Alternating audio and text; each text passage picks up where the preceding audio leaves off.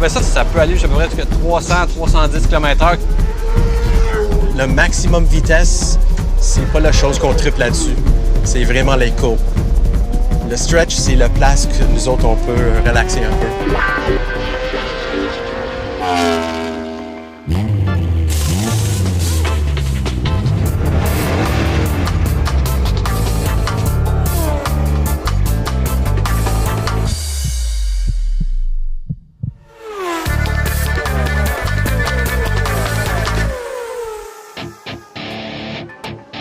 Nous sommes à l'autodrome Saint-Eustache pour la deuxième manche du championnat canadien de Superbike. Pendant tout le week-end, les pilotes avides de vitesse extrême vont s'affronter. C'est l'adrénaline, l'accélération, le plaisir d'aller chercher la limite, le potentiel de la moto. Tour à tour, pilotes amateurs et pilotes pros vont se lancer en piste. Le feeling en course, ça vient travailler en dedans. C'est un petit peu comme quelqu'un qui aime les manèges, mais là, c'est toi qui contrôles ton manège. Parmi toutes les catégories de motos qui vont courir, la grande catégorie vedette, c'est le Pro Superbike. C'est dans cette catégorie que l'on retrouve les motos les plus puissantes et les pilotes les plus rapides. On y retrouve Michael, un vétéran calme et méticuleux qui vise le podium. Moi, je roule avec un BMW S1000RR, un 2016. Dans la classe Superbike, c'est un de les motos préférés parce que ça arrive de le concessionnaire déjà vraiment proche à un vrai bike de course. Il y a aussi Sébastien, un passionné dont toute la vie tourne autour de la moto. Et lui aussi vise le podium. Je suis gérant des pièces et accessoires dans un concessionnaire de moto. Je donne des cours aussi pour vraiment s'initier à la piste. On peut pas dire que c'est un travail, c'est plus mon mode de vie, que c'est de même que j'ai bâti ma vie, puis on continue de foncer là-dedans. Puis, il y a Martin. C'est le petit nouveau de la catégorie. C'est sa première saison parmi les pros. Pour lui, la transition entre amateur et pro représente un énorme défi. L'appréhension était vraiment que ça allait être un monde vraiment séparé puis que je pourrais pas faire ma place dans cette catégorie-là. Je me suis rendu compte que oui, il y a quand même place à avoir un bon plaisir.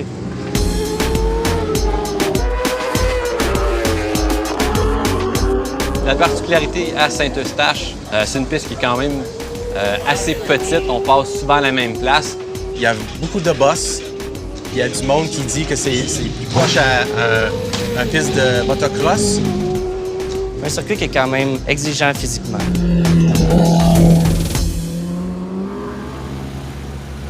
Dans les puits, tous les pilotes se préparent à prendre la piste. Mais les pilotes ne courent pas tous à armes égales. Il existe une grande diversité de moyens et de ressources qui séparent les différentes équipes. Certains puits sont familiaux, voire même amateurs, alors que d'autres sont plus gros, mieux équipés, avec des mécanos professionnels engagés pour le support technique, des commanditaires qui investissent et clairement beaucoup plus de moyens pour performer. Sébastien, la moto qu'on a en ce moment est principalement de base comme une moto qu'on achète de rue. Et souvent, les autres qui vont être en avant, ils vont mettre peut-être aux alentours 20-30 000 $ de plus que le prix de la moto. Fait que, dans tout ça, c'est des choses qu'on va aller chercher 0.2 secondes, 0.3 secondes, mais ça fait une différence au total, c'est sûr.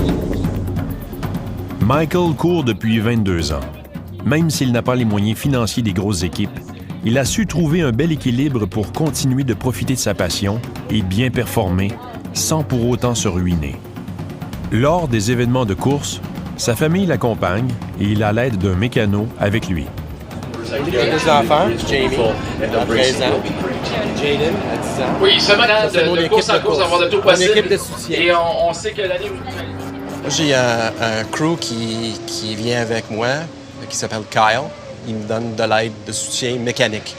Il travaille sur les bikes, il fait les ajustements, il met du gaz, il met les tire warmers. On travaille comme équipe pour améliorer le bike.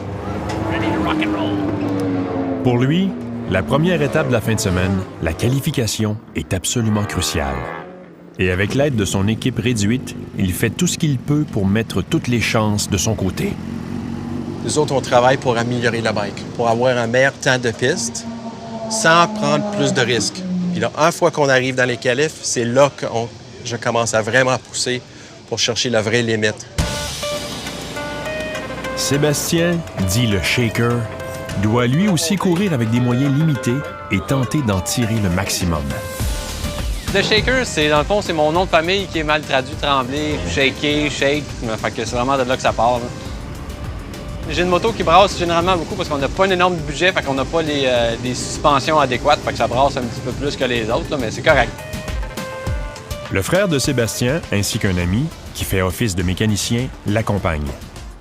Ensemble, ils ajustent constamment leur bolide. Le matin, c'est plus difficile qu'on pensait. On fait avec ce qu'on a, on va réussir à le faire pareil. Une course de Superbike, ça se gagne grâce à des micros-ajustements qui permettent à chaque tour de piste d'aller retrancher des millièmes de seconde.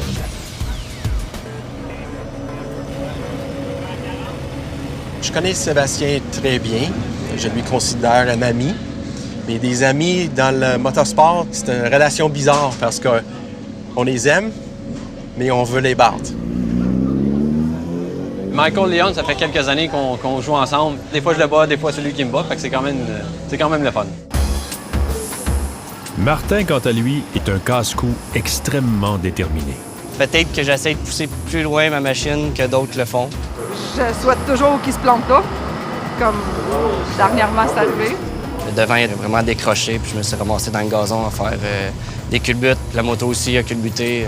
Des bons dommages, là. Tank à gaz, radiateur, j'ai eu des conditions côtes. Probablement des muscles étirés puis le cartilage entre les côtes qui a été écrasé. Donc, ouais, ça m'a affecté un gros 2 semaines et demie. Puis là, depuis une semaine et demie, c'est plus stable, c'est confortable à la limite. Accompagné de son père et de sa mère comme seul support, il court avec une moto beaucoup moins puissante que celle de ses compétiteurs. Un 600 cc contre des 1000 cc.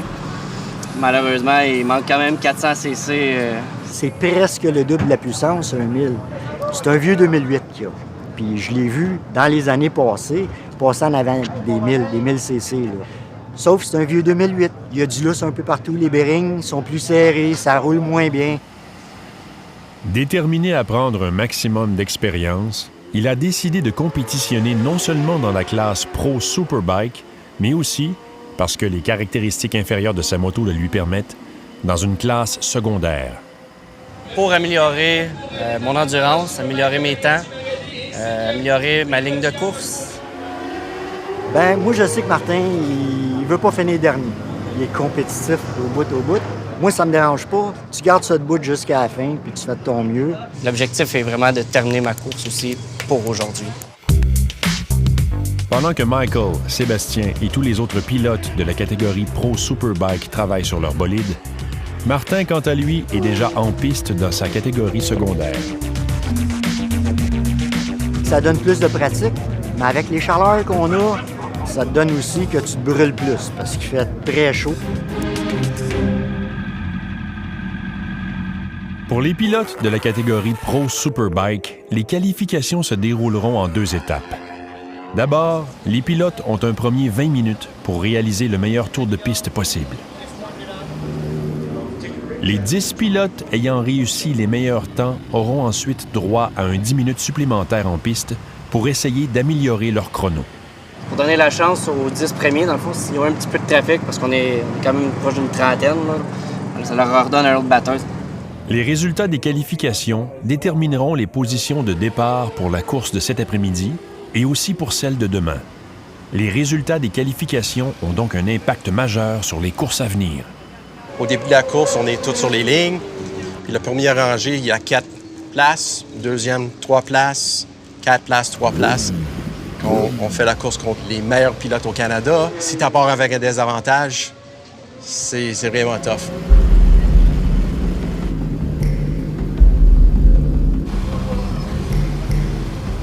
C'est maintenant le moment des qualifications.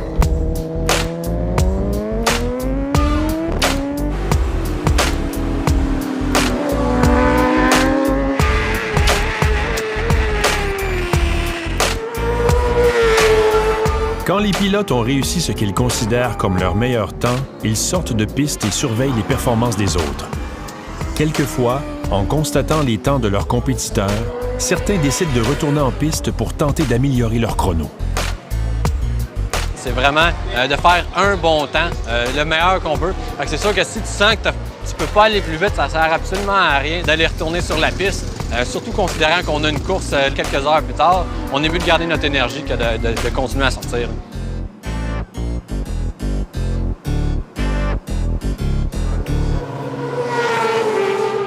Le premier round de qualification est terminé. Les pilotes ayant les 10 meilleurs tours de piste obtiennent un 10 minutes de qualification supplémentaire. Martin n'y participera pas, mais Michael et Sébastien se préparent à retourner en piste.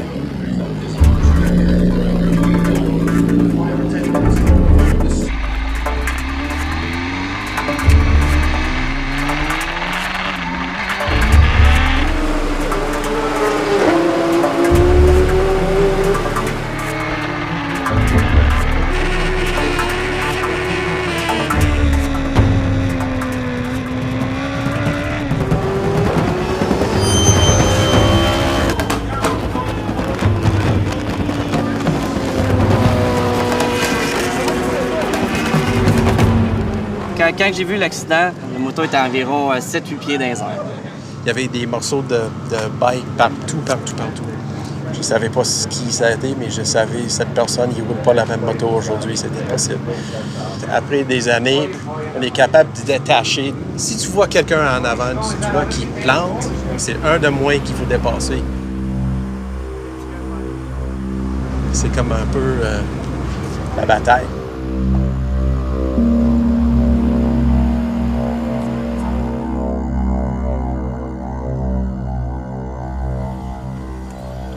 Les 2 rounds de qualification sont terminés. Le grand favori de l'événement, le champion canadien de Superbike, Jordan Zoke, se retrouve en première ligne avec un chrono de 45 secondes et 122 millièmes. Sébastien est sur la deuxième ligne avec un chrono de 46 secondes et 245 millièmes. J'ai même battu mon record personnel, donc ça s'est quand même bien passé.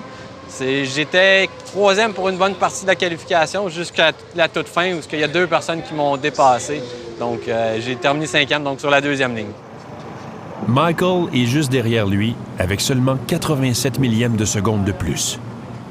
Le niveau de compétition a monté cette année parce que j'ai descendu ma meilleure temps dans ma vie ici par un demi-seconde. L'année passée, ça a été assez bon pour première rangée. Cette fois-ci, juste 6e. Et Martin est sur la dernière ligne avec un chrono de 49 secondes et 823 millièmes. C'est sûr qu'avec le petit 600, je suis loin des temps des gars d'en avant, mais quand tu fais au moins, je suis dans mes temps à peu près personnels. Donc, on va mettre des pneus neufs pour la course.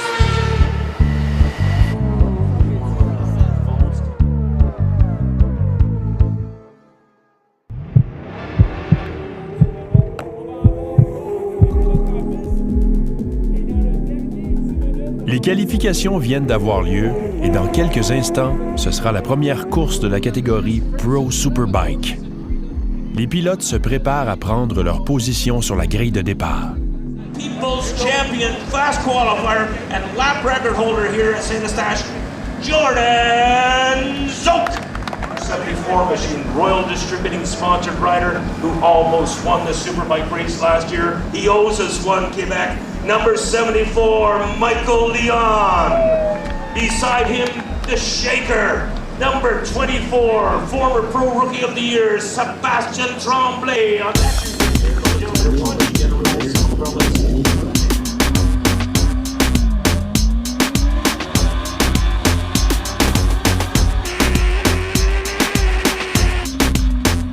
Oui, c'est un sport dangereux.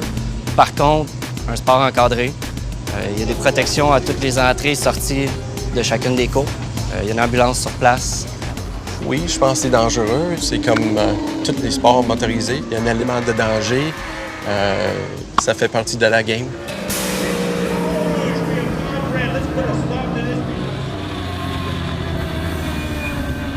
Il y a quelqu'un qui a frappé une balle de foin. Elle s'est ramassée en plein milieu de la piste, donc il y avait du foin partout sur la piste. Il a fallu qu'il coupe la course, qu'il l'arrête.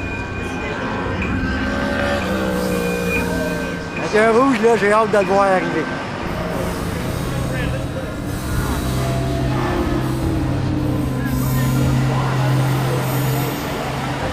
Il est correct. Ouais. Tu tout le fun de savoir que le compétiteur est correct. Même passer quand même pour eux autres de s'assurer qu'ils soient sains et saufs. Une fois la piste nettoyée, les pilotes reprennent position sur la grille de départ pour se livrer bataille. Ils prennent les positions habituellement le tour avant que ça se produise. Fait que ceux qui ont fait des dépassements sont gagnés.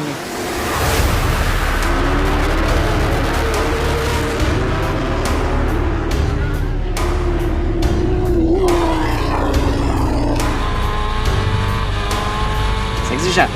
Je suis habitué en amateur ici, on faisait un 14 tours, je le trouvais éprouvant, donc 22 tours, c'est garder son énergie, sa concentration, surtout la concentration.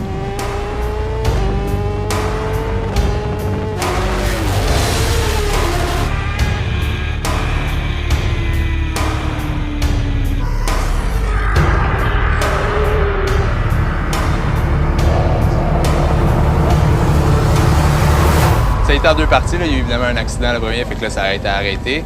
À ce moment-là, il y a eu le deuxième départ. Sébastien a eu un mauvais départ. Fait qu'il s'est retrouvé quand même assez loin en arrière. Fait qu'il a dû dépasser beaucoup de monde. Je ne sais pas exactement ce qui s'est passé au niveau de l'électronique ou c'est moi qui ai mal managé. Mon moteur est vraiment descendu beaucoup en RPM. Donc, je me suis fait passer à peu près 4 ou 5 personnes. J'étais à peu près 10e dans le premier coin.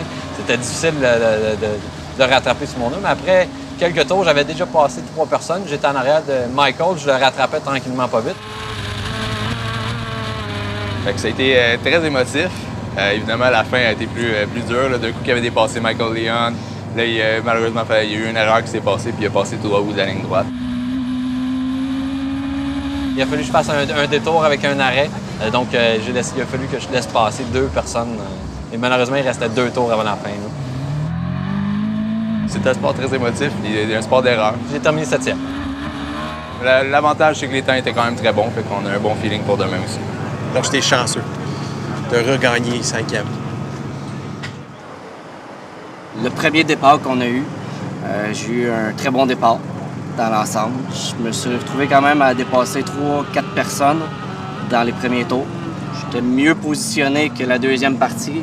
Quand on a reparti le nouveau départ après l'accident, j'ai eu un départ vraiment désastreux. Je me suis retrouvé bon dernier. J'ai travaillé fort pour aller dépasser l'avant-dernière. J'ai réussi à la passer, puis j'ai terminé la course avant-dernier.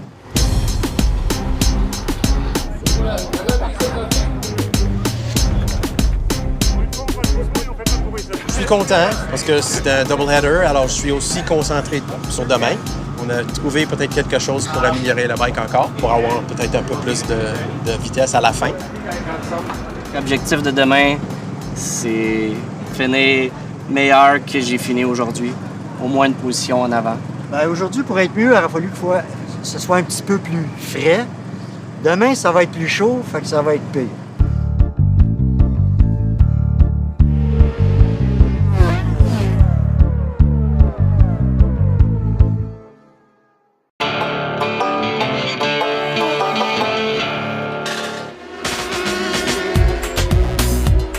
C'est la dernière journée de cette manche du championnat canadien de Superbike et la température est horriblement chaude. Après la réunion des pilotes, tous retournent au puits pour faire les derniers ajustements avant la période d'essai de ce matin. On relève le bicycle, fait qu'à essayer d'avoir plus de facile à tourner, en fond, puis il va être un petit peu plus haut aussi. Fait qu'on a un matin pour faire nos petits tests, et tout de suite après, c'est la course, donc on espère avoir été dans la bonne direction. C'est nouveau pour nous autres cette année. On a un data logger, puis c'est un petit ordi qui plug dans l'ordinateur de la moto. Avec ça, on peut voir qu'est-ce qui se passe avec la moto. Mais la data, ça peut nous donner une autre chance de voir pour être capable de rouler plus vite et aussi pour garder le pneu pour la fin de la course. Hier, j'ai noté à la fin, j'ai manqué un peu de traction. J'étais dépassé vers la fin, puis ça, c'est pas fun. Pour Martin, dont le bolide est beaucoup moins puissant que ceux de ses compétiteurs, les ajustements qu'il peut faire sont extrêmement limités. Il choisit donc plutôt d'aller en piste dans sa catégorie secondaire pour continuer à prendre de l'expérience. Ça fait des années qu'il roule celle-là, tu sais. On a mangé des coups, on a pris des culbutes, tu sais, puis c'est sûr. Là, il y aurait une bonne moto, c'est sûr qu'il serait plus performant parce qu'il là, il veut être en avant, puis je sais qu'il est assez fou pour pouvoir y aller. Martin suit un peu mes traces. J'ai suivi un peu les traces à mon père et de son père. Ça vient de mon grand-père à moi. Moi, j'ai fait de la course de moto. Ce que Martin fait, je l'ai fait. J'ai fait ça 2 fois, mais rien de sérieux comme lui. Là. Martin, quand il fait de quoi, c'est à fond, c'est sérieux. Puis c'est quelqu'un de très téméraire, très fonceux, beaucoup plus fonceux que moi. Moi, là-dedans, il y a une très grande fierté qu'il a dépassé ce que j'ai fait. Tu sais, t'as une famille, tout ça, tu délaisses tes passions un peu, tu t'occupes de la famille. T'as pas le choix, tu nourrisses la famille, là. Puis, il m'a ramené à ça. Il m'a ramené ce que j'ai vécu il y a 30 ans. C'est super, c'est un beau cadeau qu'il me fait. C'est un cadeau.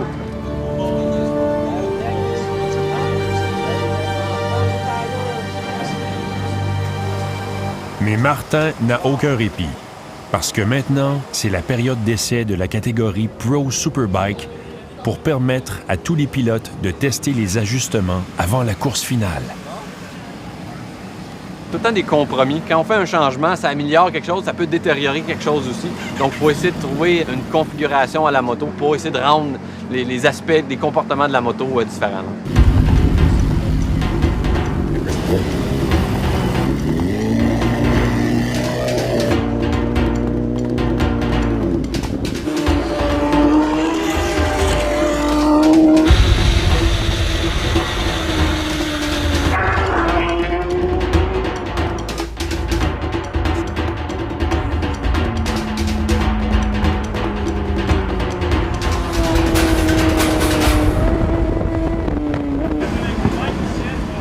L'heure de vérité est arrivée.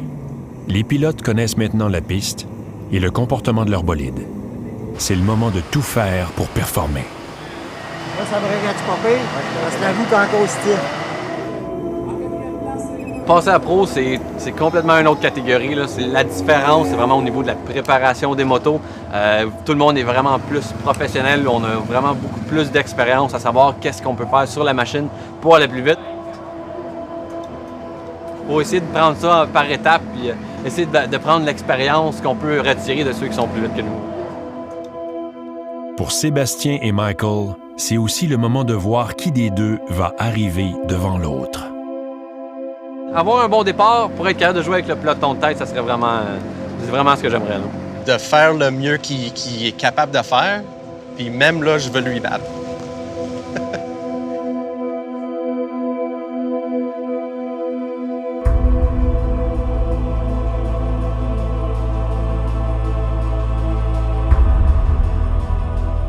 Le départ, c'est vraiment intense. T'as le cœur qui te débat. Tu sens ton cœur vraiment battre dans ta poitrine. T'as des frissons qui te passent à la grandeur du corps. Quand les rouges s'éteignent, c'est comme une drogue.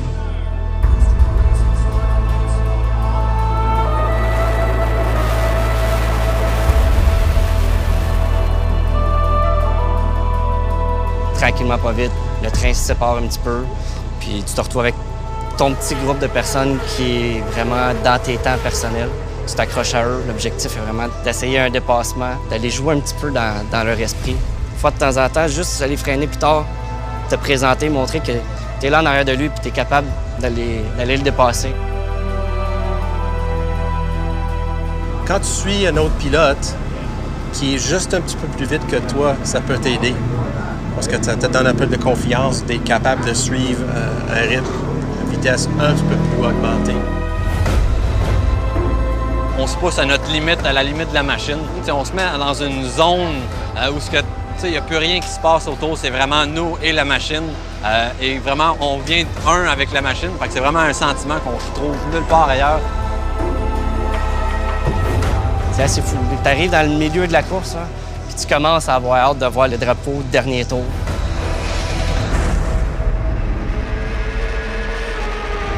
La dernière course prend fin. Après une très chaude bataille pendant toute la course, La rivalité entre Sébastien et Michael connaît enfin son dénouement, mais seulement jusqu'à la prochaine manche du championnat. J'ai fini 5e, même position que hier, mais ça a été beaucoup mieux pour moi. Les changements à améliorer le bike. J'ai terminé 4e, une bonne course. Le Michael en arrière qui me mettait beaucoup de pression, il me lâchait pas. Ça a été du challenge pour 22 tours. C'est bon. C'était fun. Félicitations. Et Martin, le petit nouveau chez les pros, avec sa moto moins puissante que tous ses compétiteurs, termine en dernière place. Pendant toute la fin de semaine, il a poussé son bolide et son endurance physique jusqu'à leur limite, parcourant la piste 2 fois plus souvent que tout le monde. Pour lui et pour son père, l'idée, c'est de toujours continuer à rouler. L'année passée, quand je suis monté pro, j'avais une certaine appréhension. Je me disais, je vais être dernier, j'aurais pas le fun. Finalement, j'ai terminé dernier cette course-là. Je suis sorti, là, j'étais en sueur, j'étais brûlé, puis j'avais le sourire fan jusqu'aux oreilles, pareil. Je suis fier de lui. Merci. Poursuivez l'expérience en ligne sur uni.ca.